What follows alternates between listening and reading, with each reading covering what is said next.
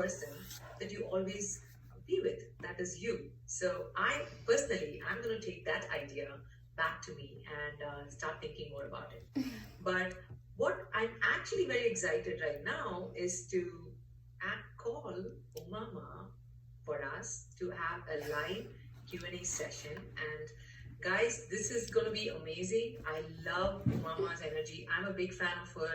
I follow her in her social media. She comes up with what I love about her is her grittiness. She's not somebody who's like a typical Instagram personality. She shows her true selves, and that's something that I love about her. And to do that introduction and to do that Q&A, we also have Sharissa Sebastian, who is our speaker coach, and they both are awesome duos. Hey, both of you, Umama and Sharissa. Hey guys. Hey Sharissa. Hi, Umama. Hey Ashwani. Great work. What? You said way to knock it out the park. Thank you. Oh my God, you guys are so hyped in the chat right now. I love it. Yes. And Umama, how do you feel? How do you feel right now? Oof. After you watching your talk, I know you didn't watch it before, and this is the first time you're watching it too. I have like little goosebumps everywhere. I actually recorded, I have my phone going right here, so I recorded a reaction video. And the whole time I'm just like, damn, this is awesome. I get energized by that story every time because, you know, it is such a great reminder about psychological momentum and fitness and community and how that's been such a big part of who I am. And hearing you guys in the chat, it definitely reminds me that everyone needs to hear this and implement it into their life. So I'm excited to share the story. Yes, totally. And I'm going to, let our very own Sharissa Sebastian to take it away with a live Q&A. And you guys have fun. And again, a reminder to the audience, please share your comments and questions. Umama is going to be hanging out with us, not just for the live Q&A, even after that, so that she can be there and, help you guys if there's any clarifications or any questions. All right? See you guys back in a few. Thanks, Sophie. And first of all, I want to take a second to thank you and the team for an incredible job of putting everything together and connecting, us together as well with, speaker coaches and speakers. I mean, just absolutely phenomenal across the board. So thank you so much. And once again, Umama, absolutely brilliant. I'm like, It's all, hey, with your help, Sharissa got me here, guys. Well, no, you've been amazing. And it's just so beautiful to see you on stage. And I actually want to point out a couple of these comments because I think this is just like so many people are pointing out just who you are as a person and your energy and inspiration. And there's so many words, hype, and what else? Like your stage presence is just like electrifying. So I wanted to take a moment to let you soak that all in and just, own that for yourself because that is who you are. And it's just such an honor and a pleasure to be able to like walk with you on this journey as well. So with that, and there's the comments that just keep coming, so I just love it. This chat is like totally lighting up. But also, just a quick reminder to everyone, if you have a question, I already see the questions are popping up there, which is awesome. So if you have questions, there is a Q&A button below. So go ahead and click on that button and you can type your questions in, and then I will be fielding those questions to Umama. And so with that, Mama, it looks like you already have at least a couple of questions coming in, so I'm going to keep going here with the questions.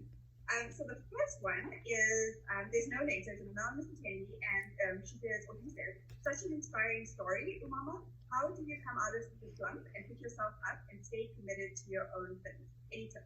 Yeah, I love this question, and I want you to know that it is totally okay to feel sometimes like you're comparing yourself or that someone else's journey isn't where you want to be or where you are isn't where someone else is.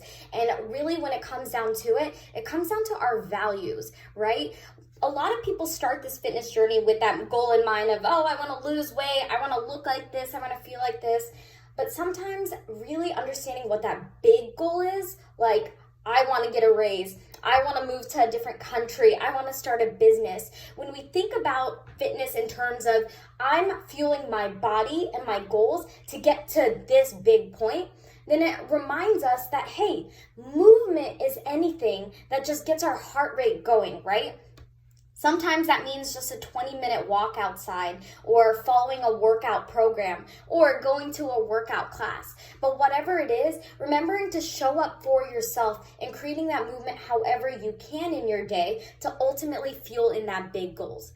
But when you're trying to stay committed to your fitness, some tools I recommend doing is, number one, try to create maybe like a fitness Instagram or an accountability group, and really implementing that Kohler effect I spoke to.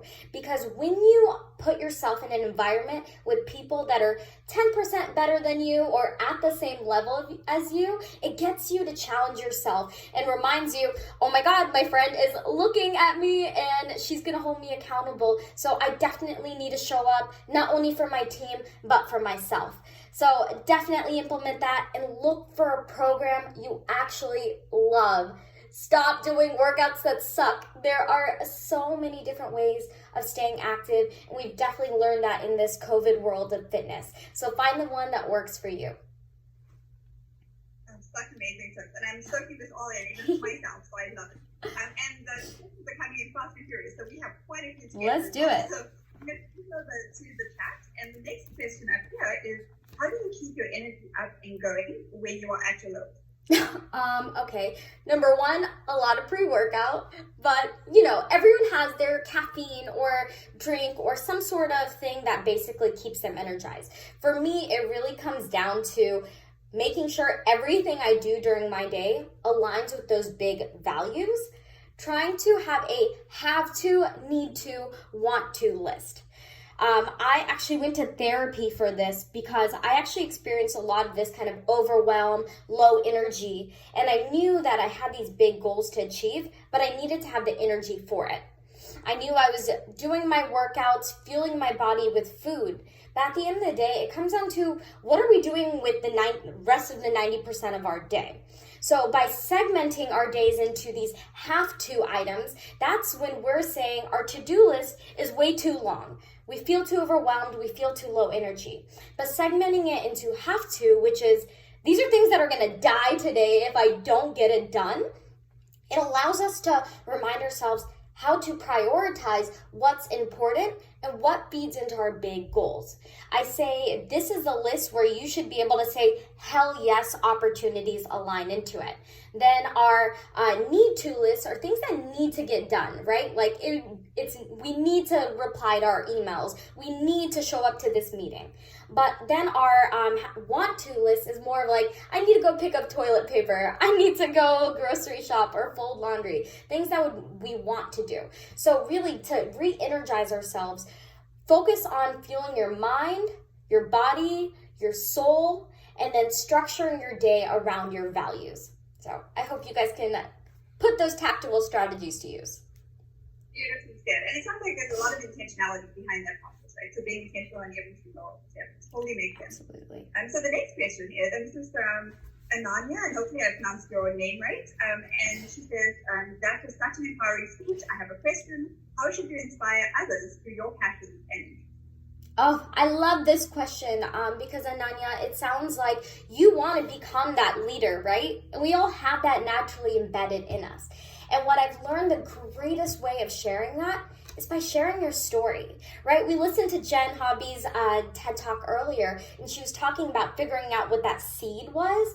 That's what we should be doing, right? Sharing that journey of us learning and growing and authentically sharing the good and bad.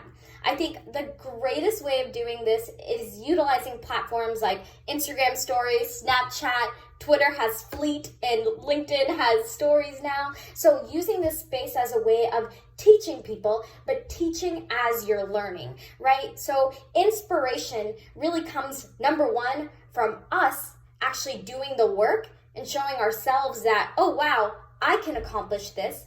And people are naturally attracted to that energy. They're curious, they want to be a part of that journey with you, and along the way, you're going to be inspiring a lot of people to take action too. So definitely look forward to seeing your content and inspiring through the journey. That is fantastic. And I know the community is such a big aspect of what you do, and it's so important to you. So totally makes sense. That's such a great way to get the message out and inspire others and help others. Absolutely. Okay. So the next question comes from Vi, and asking, what forms of movement do you suggest in this COVID time that one would easily stick to as a routine? Love this question because this is the basis of us actually committing to our bigger goals. So one thing I would recommend everyone to get started with is just walking. Just walk. 3 days a week, 30 minutes each session. But I'm going to challenge you and actually say, don't bring your headphones with you. Because during this 30-minute segment, we want to get our heart rate up, but also tune in to our heart and understand what our story is, right? Because when we can commit to at least 30 minutes and 3 times a week, we're saying that, hey, we're worth it. I'm going to follow through with this because this is good for me. Then once we're ready to level up, add in 4 days, then make it 5. Then start finding your community, right? Start exploring different connected fitness or in-person fitness activities. I think a lot of people automatically go to the gym and think they need to get into strength training and bodybuilding, but there really is so many different things out there. I definitely would challenge you to explore different fitness apps. Maybe do a challenge for yourself where you do 30 minutes or 30 days of any fitness app that you really speak to. But first, start off with body weight programs. I personally liked the Sweat app. It was really easy to get along with the community and follow the workouts. So try out Sweat. Volt is really great for anyone that kind of likes athletic type of workouts. You can do both in the gym and at home. Or at the end of the day, I think it comes down to finding your community through virtual workouts or group workouts in person. And that's actually what you can use my app for, Sweatpack, and I'd be happy to help you on that. And of course, you've already thought about this. So I love that you have a solution right there for everybody, which is amazing. Okay, so next question is, actually, I think you answered a lot of this question, but if there's anything that you want to add to this. So Alex asks, what are your favorite workouts or forms of exercise or self-care? Ooh, okay. So let me start off with self-care first. So I made my New Year's resolution this year that I am just going to make a commitment to the word commitment. Whatever I do, I'm going to follow through with it 100%. And number one, the best self-care routine I've done this year is making my bed every morning. It sounds so small, but it makes such a big difference in taking care of yourself in your mental space.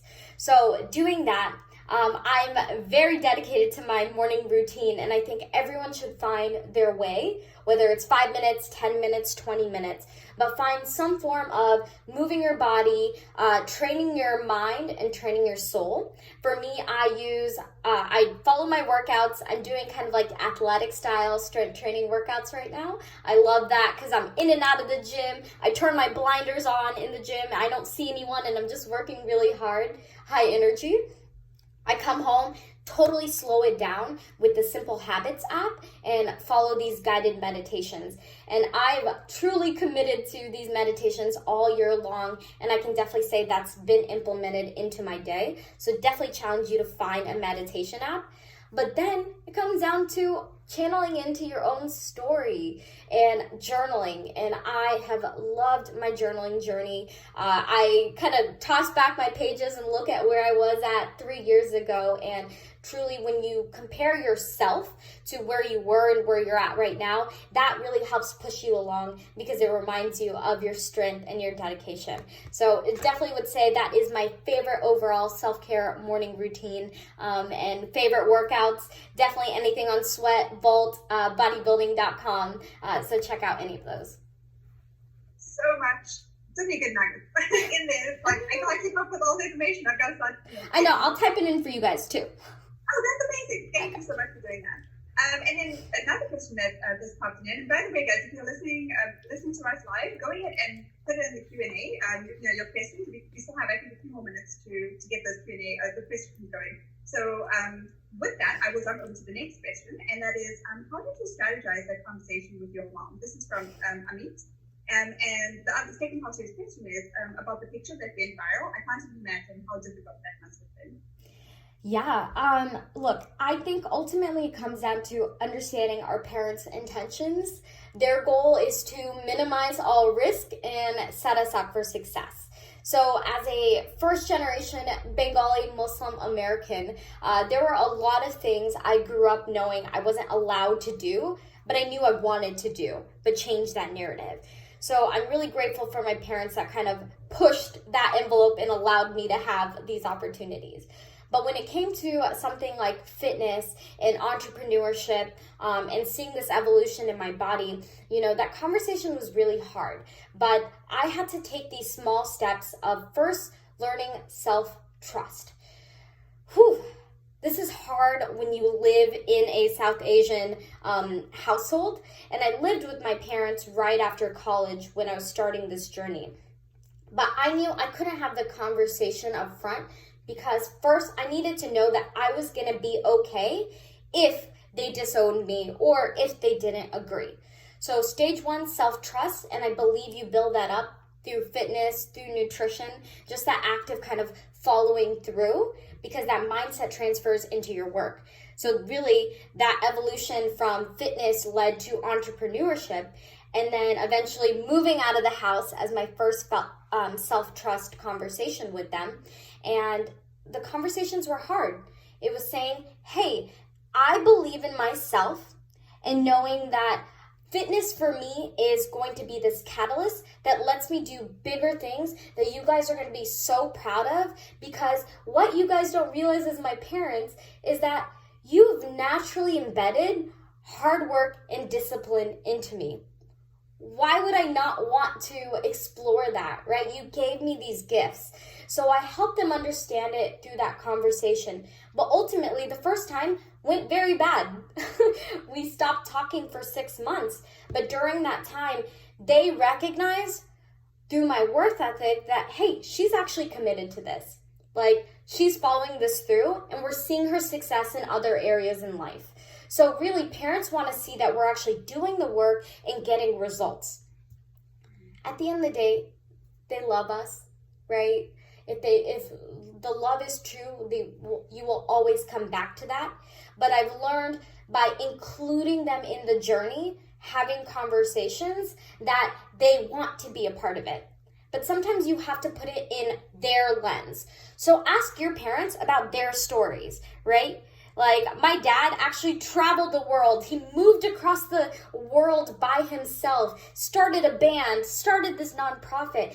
And as he was telling me these stories, I was like, Dad, I'm basically doing what you did, right? And then they had that light bulb moment and they're like, oh, okay, I have to trust her. Our parents sometimes didn't get a chance to follow through on their goals because they were told that they couldn't. So we have to have grace for them in that aspect. But ultimately, we have to make sure they trust us in knowing, hey, because you've instilled this in me, I'm actually going to follow this through and I'm going to make you proud and I want you to be a part of this with me. And that completely changed the trajectory of my growth and my relationship with them. So I hope you'll have those conversations. And it takes so much courage, right, to do that and to lean into those difficult conversations. And there's so many beautiful things that you mentioned that contributes to, having that positive outcome. In the end, you talked about getting to this level of understanding where they're coming from, recognizing the fact that they do have good intentions, and then, getting to that, common ground. And sometimes it takes time, like in your case, right, it's not an overnight thing, but, being persistent and persevering and then having the courage to love it. So good. Absolutely. Okay, so we have another question from the Arius. I don't know if I'm pronouncing that correctly, but so the question is, Mama says you're full of energy and inspiration. If you could go back to your college age, is there anything you would like to change? I know we have a couple, we're kind of wrapping this up. So last question, I think there's probably one more to this and then we'll be done. So again, the question is, if you could go back to your college age, is there anything you would like to change? Yeah. I believe college was the greatest time in my life where I finally had this freedom. I was the first person in my family to ever move out of the house before getting married and living on campus in the dorms and exploring all new aspects of life. The one thing I really wish I could go back and tell myself is you don't have to please everybody. Work towards your goal, right? Like, work towards surrounding yourself with people that accept you as who you are, and only put yourself in environments where those people are going to allow you to thrive. Now, I want to say this, that I'm grateful for that time where I considered myself a pushover, because I really was able to build up that strength in my mindset and my action post-college to say, no, I don't want to do that anymore. I believe in myself. I believe in my story. I have really great people around me. And it's just about owning your story and owning who you are and standing up for who you are. Perfect. And one last one from Meg. Do you have a mantra for stressful days when nothing goes right? Ooh, okay. My favorite quote is by Aristotle. There was never a genius without a tincture of madness. So for me, I think about the sad days, the crazy busy days, or the days I'm like overly hype. And I recognize those are all key points in the journey, and recognizing having a little bit of madness actually leads to our genius, our execution, and making the most amount of impact. So I remind myself to just stay aware and sit in the burn, sit in the crazy, and then make moves. Awesome. Sit in the burn, sit in the crazy. Yes. Own it. That's the line that you need to take it away from Umama. But thank you so much, Umama. What a fun interaction. And thank you everyone for all your questions. And of course, Charissa, you're awesome. And thanks for being there. I know, hankering the whole thing. And I actually wanted to say one thing. It was mentioned by Alex, where he said the power of words, right? And I love that about you. Like everything, yes, there you exude that energy out, but I also think that you have such a powerful concept of the power of words. You know, what you say, when to say, and keep saying that. So I guess that gets translated into who you are, and I guess that's just my takeaway. That idea that I took away from your talk is, always remember that there is a lot of power in terms of what you're thinking, and that gets translated into your words, and that gets translated into your energy. So I guess that's lovely, Umama, and I only wish you the best, and keep doing what you're doing, and keep inspiring us. And I enjoyed working with you, and I'm saying this on behalf of the entire team. I enjoyed working with you and with all the speakers who came today for the first session, Seek Community, and lovely. It was lovely. Thank you guys, and truly thank you to the TED team. You guys, Alpharetta Women, you guys are phenomenal. Thank you for the impact and the stories that you guys are sharing, and thank you, Charissa. You guys have to realize Charissa and Ashwani really pushed my boundaries in helping this story come to life. So they are the magic makers, and I'm excited to hear your stories next. Yes. Thank you both of you. Bye, guys. Bye everyone. All right, so I'm back, and that was fun. I really enjoyed